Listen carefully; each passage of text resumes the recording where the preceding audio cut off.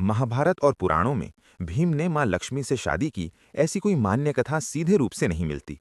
लेकिन लोक कथाओं, क्षेत्रीय मान्यताओं और कुछ पौराणिक व्याख्याओं में एक रोचक कथा मिलती है, जहां भीम और मां लक्ष्मी के बीच दिव्य विवाह का उल्लेख आता है। ये कथा मुख्य रूप से शक्ति, भक्ति और अहंकार के विनाश का प्रतीक मानी जाती है। अब मैं तुम्हें ये पूरी कथा विस्तार से सुनाता हूँ। पांडवों का वनवास और भीम का संकल्प। जब पांडवों को दुर्योधन की कुटिल चालों के कारण वनवास मिला, तब वे जंगलों में भटकते हुए कठिन जीवन जी रहे थे। भीम अपने अपार बल और क्रोध के लिए प्रसिद्ध थे। वो चाहते थे कि दुर्योधन और कौरवों को उनकी शक्ति का भय हो। एक दिन वन में भोजन की कमी हो गई।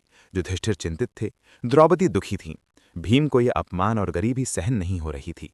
भीम बोले, मैं इतना शक्तिशाली हूं, फिर भी हम दरिद्र क्यों हैं? मेरे रहते मेरे परिवार को कष्ट क्यों? तभी ऋषि नारद वहां प्रकट हुए। नारद ने मुस्कुराकर कहा, भीम, केवल बल से सब कुछ नहीं मिलता। समृद्धि और वैभव की अधिष्ठात्री देवी है मां लक्ष्मी।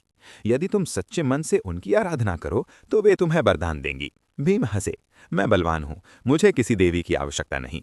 नारद बोले, यही तुम्हारा अहंकार तुम्हें रोक रहा है। शक्ति और लक्ष्मी साथ साथ चलती हैं। ये सुनकर भीम के मन में विचार उत्पन्न हुआ। भीम हिमालय की ओर चले गए। वहां उन्होंने कठोर तपस्या आरंभ की। दिन रात श्रीम बीज मंत्र का जाप करने लगे। तेज हवाएं चलीं, बर्फ गिरी, लेकिन भीम अडिग रहे। देवताओं में हलचल मच गई। एक दिन आकाश में दिव्य प्रकाश फैला। कमल की सुगंध से वातावरण भर गया।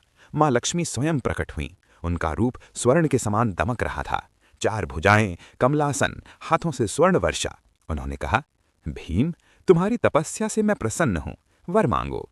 भीम ने कहा, मां, मैं चाहता हूं कि मेरे जीवन में कभी दरिद्रता न आए। लक्ष्मी बोली, धन पाना सरल है, संभालना कठिन। क्या तुम त्याग और संयम रख सकोगे?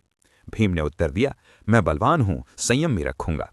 देवी ने कहा, यदि तुम मुझे जीवन संगिनी के रूप में स्वीकार करो तो तुम्हारे जीवन में कभी अभाव नहीं रहेगा। लेकिन एक शर्त है, तुम्हें अहंकार त्यागना होगा। भीम चकित रह गए। देवी स्वयं विवाह का प्रस्ताव दे रही थीं। भीम ने कहा, मां, आप तो स्वयं भगवान विष्णु की अर्धांगिनी हैं। देवी मुस्कुराईं, मैं अनेक रूपों में प्रकट होती हूं। जिस रूप में तुम मुझे स्वीकार करोगे, उसी रूप में तुम्हारे जीवन में समृद्धि आएगी।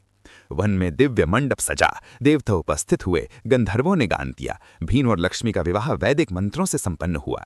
लेकिन यह विवाह सांसारिक नहीं, आध्यात्मिक था। ये बल और संपत्ति के मिलन का प्रतीक था। विवाह के बाद भीम के जीवन में समृद्धि आने लगी। वनवास में भी उन्हें अन्न और धन की कमी नहीं रही। लेकिन एक दिन भीम के मन में पुनः गर्व जागा। उन्होंने सोचा, मेरे कारण ही सब संभव हुआ। तभी लक्ष्मी अदृश्य हो गईं। अचानक भोजन समाप्त, अन्न गायब, वनवास और कठिन। भीम समझ गए, लक्ष्मी स्थिर नहीं रहती जहां अहंकार हो। भीम ने पुनः तपस्या की, इस बार विनम्र होकर। देवी पुनः प्रकट हुईं। भीम, याद रखो, जहां धर्म, विनम्रता और भक्ति है, वहीं मैं स्थिर रहती हूं। भीम ने सिर झुका दिया। ये कथा बताती है कि केवल बल से जीवन नहीं चलता, धन और वैभव के लिए विनम्रता आवश्यक है।